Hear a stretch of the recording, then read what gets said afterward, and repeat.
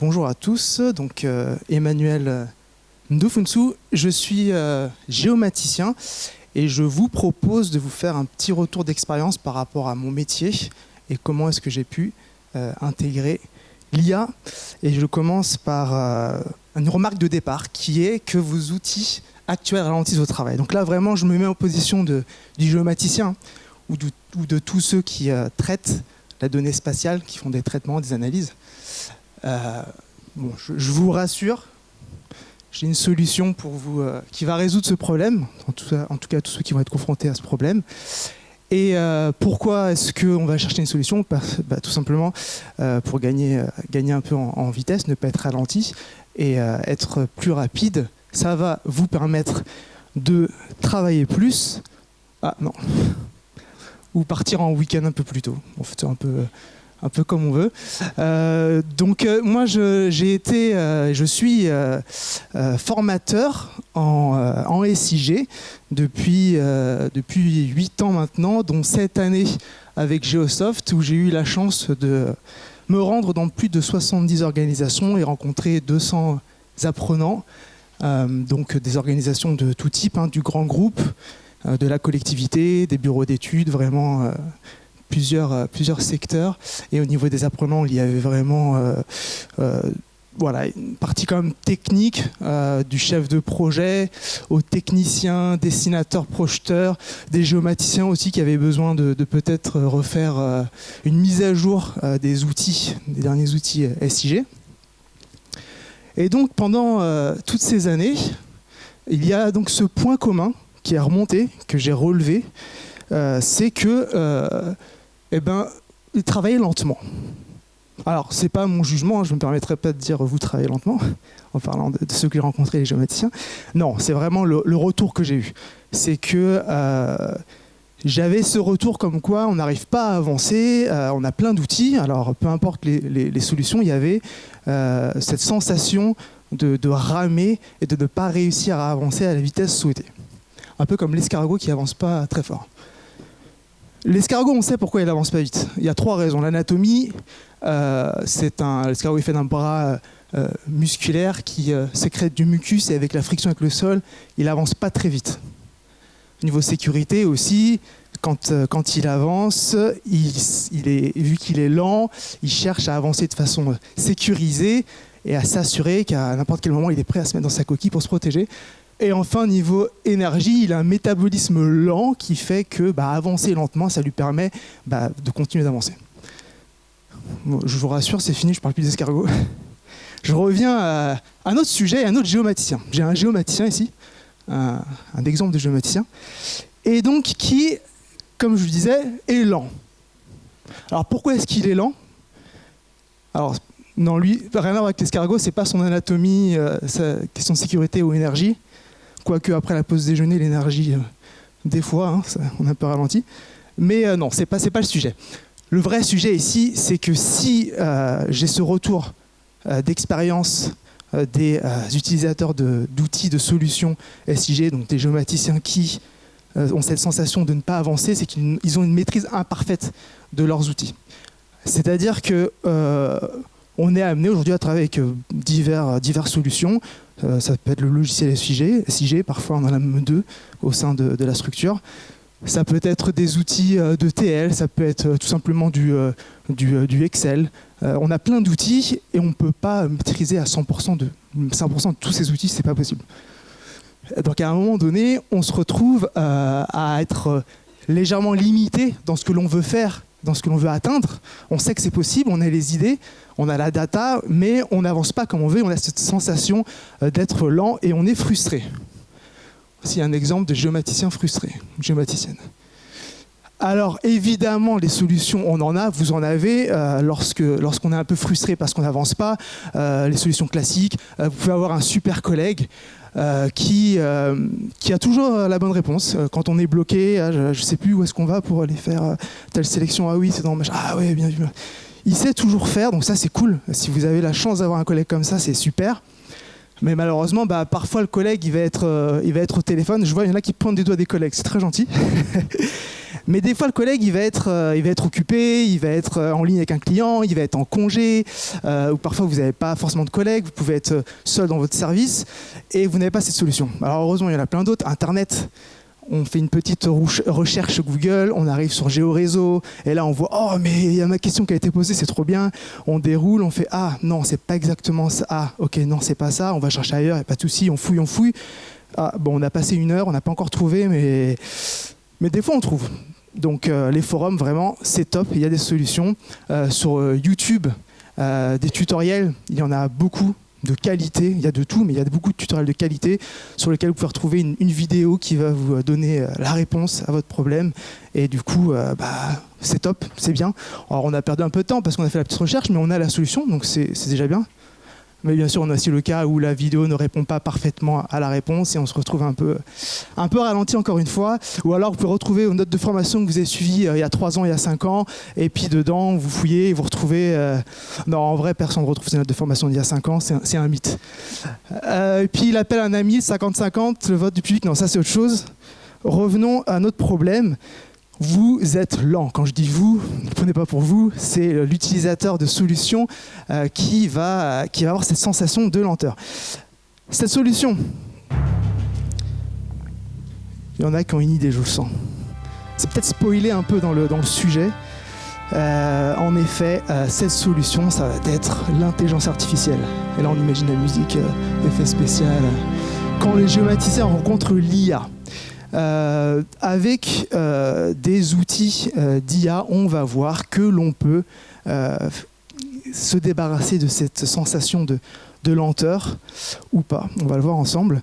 Alors déjà, pour revenir un peu sur les termes, géomaticien, je pense que vous connaissez tous ici, mais étymologiquement, géographie et informatique. D'ailleurs, est-ce que le géomaticien, ce ne serait pas un géographe augmenté par l'informatique ? Voilà, géographie, terre, description, informatique, information, automatique et information, data, big data. Aujourd'hui, les données, elles sont partout grâce au numérique. On a énormément de sources de prélèvement de données et toute cette production de données numériques qui est de plus en plus nombreuse, que ce soit texte, photo, vidéo, va permettre donc d'améliorer ces modèles d'IA pour avoir une émergence qui continue et des possibilités de plus en plus avancées.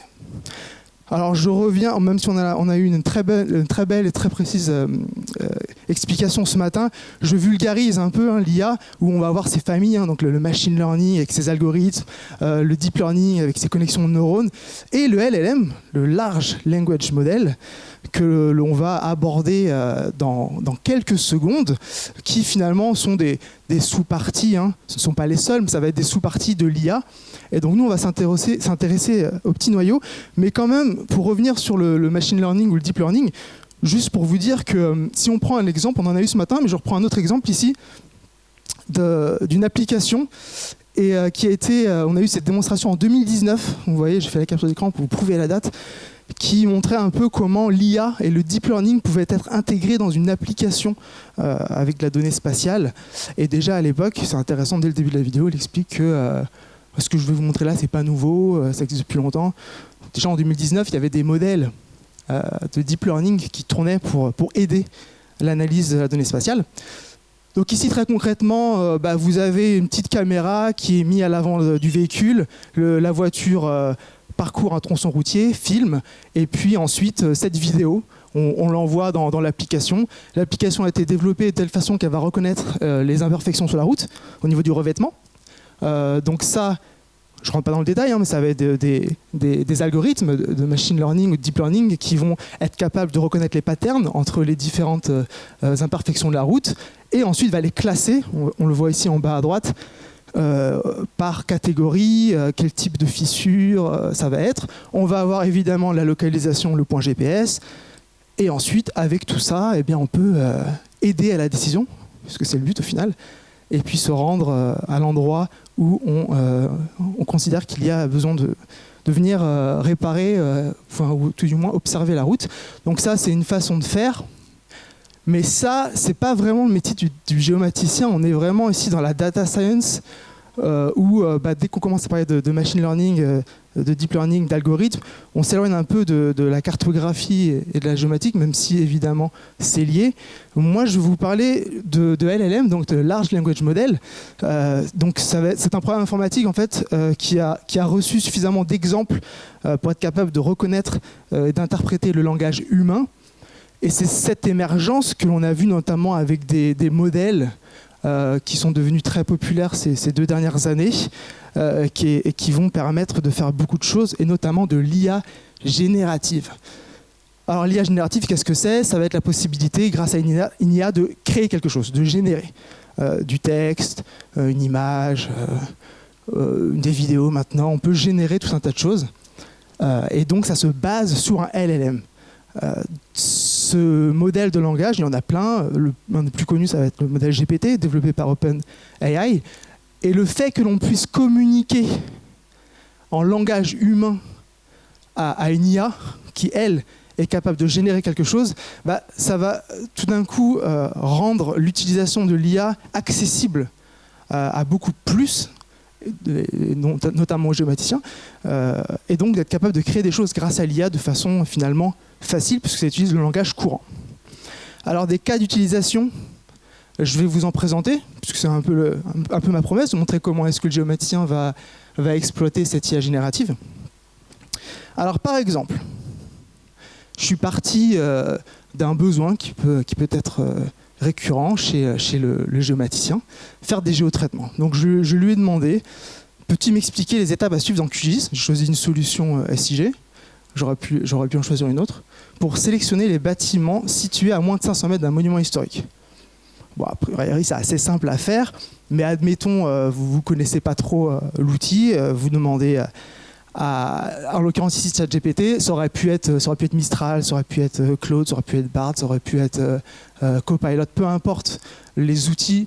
Là, les exemples que vous allez voir sont dans ChatGPT, mais l'idée, c'est juste de vous montrer une interface où l'on peut communiquer avec le langage humain et avoir la génération de contenu de réponse.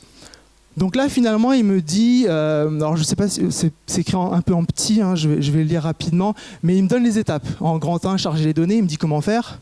En 2, créer le tampon, il me dit comment faire.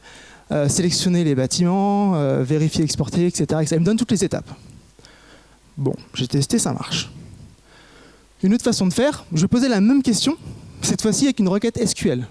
Parce que peut-être que vous n'utilisez pas QGIS, mais cette requête, vous allez la faire dans un SGBD ou dans PostgreSQL, PostGIS par exemple, et c'est ce que vous voulez. Donc je vais poser la même question, et de la même façon, il va me donner la requête. Et il m'explique ce que c'est. Donc il me dit, voilà, select B, point. Alors B, j'en ai fait un alias, ensuite je fais appel à l'alias, je fais ci, je fais ça, voilà ce que je fais, et il m'explique que cette requête va renvoyer tous les bâtiments situés dans un rayon de 500 mètres autour des monuments historiques. On continue en Python cette fois-ci.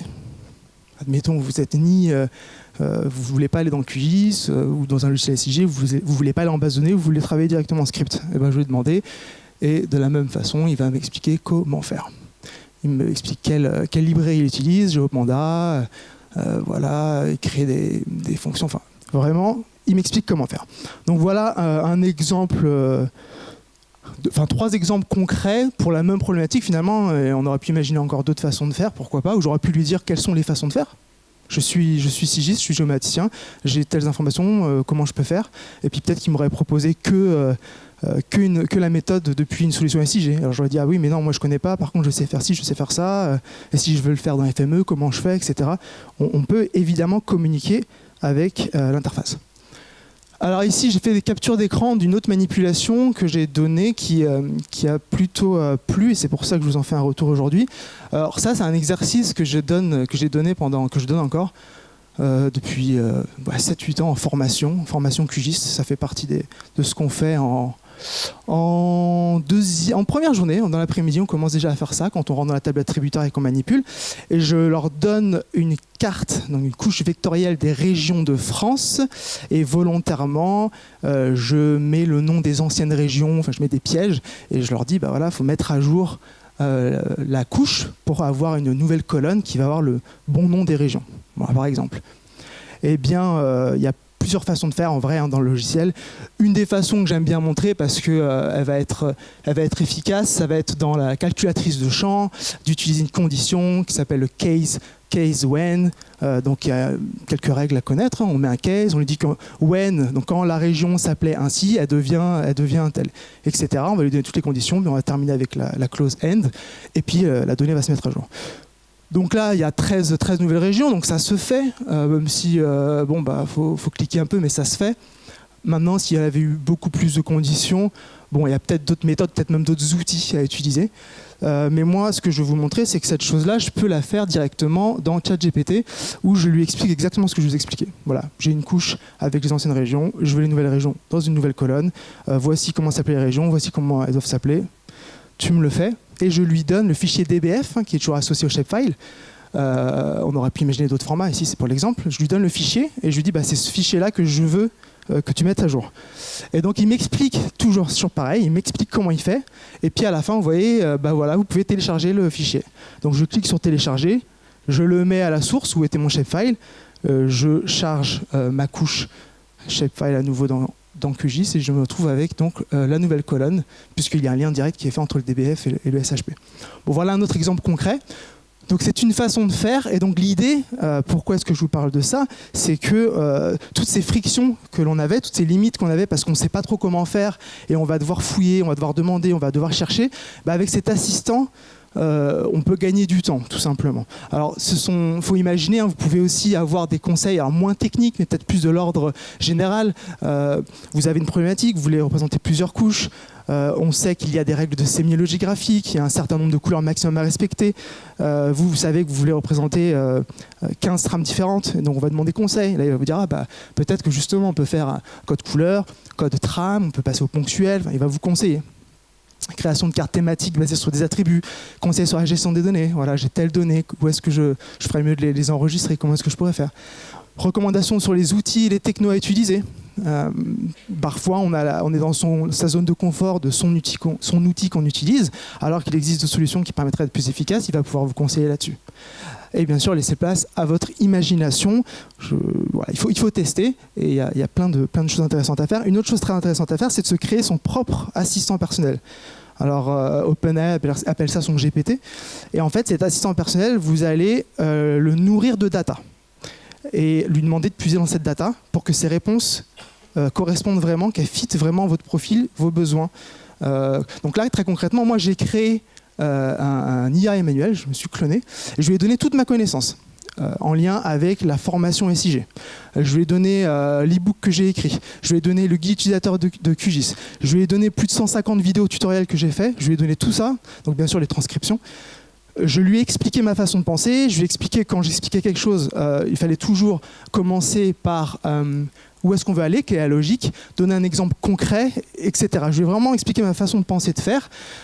Et du coup, il y a cet assistant personnel que je livre gratuitement à mes apprenants, à ma communauté. Et comme ça, ils peuvent, eux, poser leurs questions directement ici et avoir la réponse que j'aurais donnée, du coup, sans me déranger. Comme ça, je peux aller à la plage le vendredi après-midi, par exemple. Donc c'est une méthode qui est assez efficace lorsqu'on confronte à devoir systématiquement repréciser à l'IA. Vous voyez là, je lui ai dit dans QGIS comment faire ci, comment faire ça. Il ne sait pas mon niveau de QGIS. Donc peut-être qu'il va me dire il faut aller dans le menu vecteur, faire charger une couche. Je sais. Par contre, si je l'ai paramétré, que je dis je suis géomaticien, je connais le métier, je connais les outils, quand je te pose une question, c'est que du coup je ne sais pas si c'est possible ou j'ai oublié où est-ce que c'était, tu vas droit à l'essentiel. Tu me dis pas ouvre QGIS, oui je sais. Donc voilà pourquoi créer son assistant permet ici d'avoir un outil plus efficace finalement à l'utilisation. Et donc, quel est l'intérêt finalement de cette IA générative? C'est qu'elle va venir fermer, réduire la distance, le gap qui existe entre vous et l'expert. C'est-à-dire qu'avant, on a sa connaissance et puis on a l'expert. Et lorsque l'on a besoin de faire quelque chose qui dépasse notre niveau de connaissance, de compétence, on va avoir besoin de l'aide d'un expert, quelqu'un qui sait mieux faire. Et bien grâce à l'IA, on va avoir cette distance qui va être réduite et on va pouvoir potentiellement être capable de faire des choses qu'avant on n'était pas capable de faire. Un autre exemple très concret. Il y a 1 an et demi à peu près, je ne savais pas coder en Python, même si j'étais très intéressé, je n'y arrivais pas. Et bien, grâce à l'IA, grâce à ChatGPT, j'avais quand même une idée de comment ça fonctionnait, quel est le but, et je lui ai expliqué, et il m'a donné le script, il m'a expliqué comment faire, et en une demi-journée, j'ai fait un petit script. Alors c'était un truc vraiment très simple, c'était pour charger de la donnée, faire quelques traitements, mais ça fonctionnait en une demi-journée. Aujourd'hui, si je dois faire la même chose dans un autre langage de programmation que je ne connais pas du tout et que je n'ai pas accès à l'IA, ouais, je peux fouiller, je peux demander, je peux regarder, je peux tester, mais ça va être compliqué. Si tout d'un coup on me donne accès à l'IA, je dis voilà, je veux faire ça, le langage de programmation c'est ça, comment je fais? Il va m'expliquer. Alors peut-être qu'il y aura des allers-retours à faire. Je lui dire oui, mais non, mais moi je suis sur je développe sur Linux, pas sur on fait comme ça, on échange. Et vraiment on va avoir cette distance entre l'expertise et nous-mêmes qui va être réduite. Du coup, on va tous perdre notre travail. Non, c'est pas l'idée. Rassurez-vous, on n'a pas encore vu d'IA se rendre à un entretien d'embauche pour être géomaticien. L'idée, c'est pas de s'inquiéter et de se dire ouais, mais avec toutes ces capacités de l'IA générative, est-ce qu'on perd pas un peu en intérêt? Est-ce que notre expertise ne perd pas un peu en valeur? Ma position là-dessus, c'est que non. En fait, on ne va pas être remplacé par l'IA, mais on va peut-être des briques, des morceaux de notre métier, eux, vont être remplacés, complétés, mais on ne sera pas vraiment complété par l'IA. On sera peut-être plutôt, remplacé par l'IA. Par contre, on peut être remplacé par quelqu'un qui a le même niveau d'expertise que nous, mais qui, lui, connaît et maîtrise l'IA, ce qui lui permet avoir encore plus d'aisance sur l'utilisation des technologies un peu avancées sur lesquelles il se sent limité. Évidemment, il y a des limites. C'est pas tout beau, tout gentil. Il y en a plein d'ailleurs des limites. J'imagine que vous avez dû tester un peu ces IA génératives et vous avez dû vous rendre compte que des fois il dit des bêtises, c'est possible. Il se base sur, on en parlait ce matin, il se base sur des données. Donc s'il n'y a pas suffisamment de données sur le sujet précis sur lequel vous allez interroger, oui, peut-être que la réponse ne collera pas parfaitement. Il y a aussi les notions de sensibilisation à la protection de ses propres données. Voilà, c'est pas si rose. Il y a quand même des moments où on va être limité. Et mine de rien, il y a quand même un travail à faire pour pouvoir se faire comprendre par l'IA. Même s'il utilise le langage humain, si je lui pose une question un peu trop brute, sans précision, eh bien, je peux me retrouver avec une réponse qui ne va pas du tout correspondre. Et puis si j'insiste mais que j'utilise les mêmes méthodes, la réponse ne correspondra jamais. Et puis je me dis mais en fait c'est nul. Il y a quand même une façon de communiquer avec. Donc voilà ce que je voulais vous dire. Et ensuite, j'en ai parlé là, il y a quelques secondes quand je disais que je pense que l'idée c'est pas de se dire qu'on va être remplacé ou qu'il faut craindre ou être sceptique là-dessus, mais plus voir comment est-ce que on peut venir rajouter des briques à ses connaissances, à son expertise pour pouvoir être encore plus complet entre guillemets dans ses connaissances techniques, puisque là j'abordais vraiment le côté technique où avec des solutions on va être limité. Voilà ce que je voulais vous présenter ce matin. Et évidemment, si vous avez des questions, je me ferai un plaisir de vous répondre. Merci. Merci. Alors, est-ce qu'il y a des questions pour Emmanuel par rapport à cette présentation? Alors, s'il n'y a pas de questions, moi j'en ai une. Là, tu as évoqué plus l'aspect justement recherche d'informations, donc vraiment géomaticien augmenté. Est-ce que, alors moi je connais pas très bien le métier de géomaticien, ou en tout cas ces métiers qui sont associés. Est-ce que d'un point de vue plus utilisation de méthodes et d'outils d'IA en lien directement avec les données, notamment sur les différentes choses qu'on a pu voir depuis ce matin, est-ce que dans le cadre de toi, de ton travail, des formations que tu peux faire? Est-ce qu'il y a des choses déjà que tu es amené à développer en termes de formation pour aider justement les personnes dans leur métier, ou est-ce que c'est quelque chose qui est complètement déconnecté et c'est pas les mêmes métiers? Oui, merci pour la question. Évidemment que tout ce que j'ai présenté peut s'appliquer dans d'autres métiers où, selon les problématiques, on va avoir des possibilités d'utilisation. Moi, j'utilise aussi l'IA pas que pour des traitements SIG ou géomatiques. J'ai créé mon entreprise il y a 9 mois. Et clairement, l'IA, ça a été mon bras droit. Ça m'a accéléré des processus pour lesquels, tout seul, j'aurais dû faire appel. Ça aurait été une autre histoire. J'ai pu automatiser beaucoup de choses. J'ai lancé des cours, des formations en ligne où, grâce à l'IA, j'ai pu faire des transcriptions automatiques qui étaient fiables, contrairement à des outils qui existaient déjà, qu'il faut repasser derrière. Ça allait beaucoup plus vite. En termes de gain de temps, c'est assez... en termes de gain de temps, c'est assez incroyable ce qui est possible de faire. Et après, je suis sollicité sur des optimisations, par exemple, de la création de rapports, où j'ai eu un client sur un bureau d'études qui était amené à faire des rapports qui se basaient sur une étude de 200 pages et il fallait faire un résumé de 50 pages. Et à chaque fois, même si la cliente avait en connaissance le projet de 200 pages, le fait de devoir tout relire et essayer de synthétiser, finalement, c'était un vrai travail en soi. Grâce à l'IA, il faut briefer l'IA, on a fait un modèle vraiment qui comprend la problématique, qui maîtrise tout. Ça a pris du temps, hein, ça se fait pas en une journée.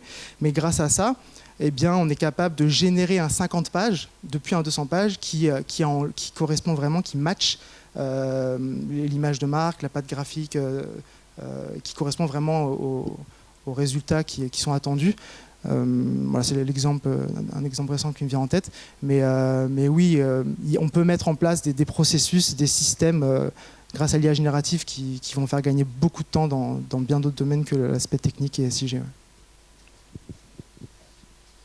Merci. Question de Philippe.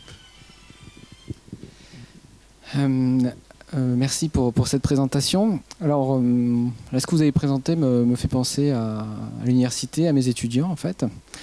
Et finalement, avec le souci de ne pas former des étudiants diminués, parce que, du coup, s'ils reposent trop sur ce type d'assistance, sur ce type d'outils, finalement, avec quelles compétences ils vont sortir et comment ils vont se débrouiller finalement une fois seuls devant leur écran et sans assistant en fait.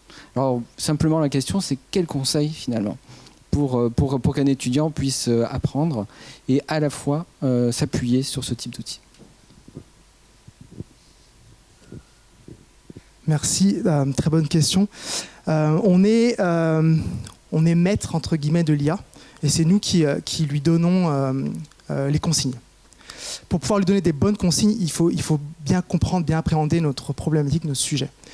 Et est-ce qu'on va retrouver dans ceux qui oublient un peu cet aspect que c'est eux l'intelligence finalement et qui vont trop se reposer sur l'IA générative, c'est qu'on va avoir des résultats de mauvaise qualité.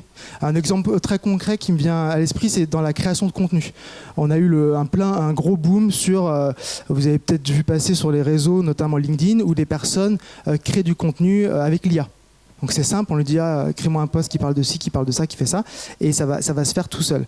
Sauf que on détecte, on voit que c'est fait par l'IA, c'est pas pertinent, ça manque de valeur à ajouter, de touche humaine.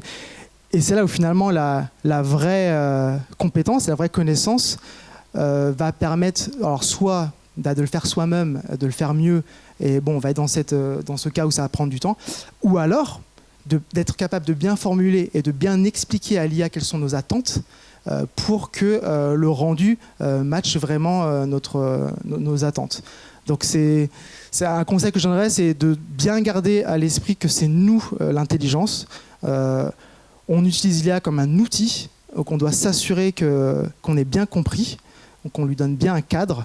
Et lorsque le résultat sort, évidemment, on ne le prend pas il faut le valider, il faut le vérifier, s'assurer que ça correspond bien à ce que nous-mêmes on on aurait généré, voilà, pour avoir la qualité. Merci beaucoup. On va arrêter là avec cette intervention. On va repartir vers des aspects un peu plus généraux et stratégiques avec une intervention de Didier Venturini de la région Sud. Est-ce que vous êtes en ligne ? Bonjour. Bonjour. Donc vous allez intervenir pour présenter la démarche IA de la région Sud.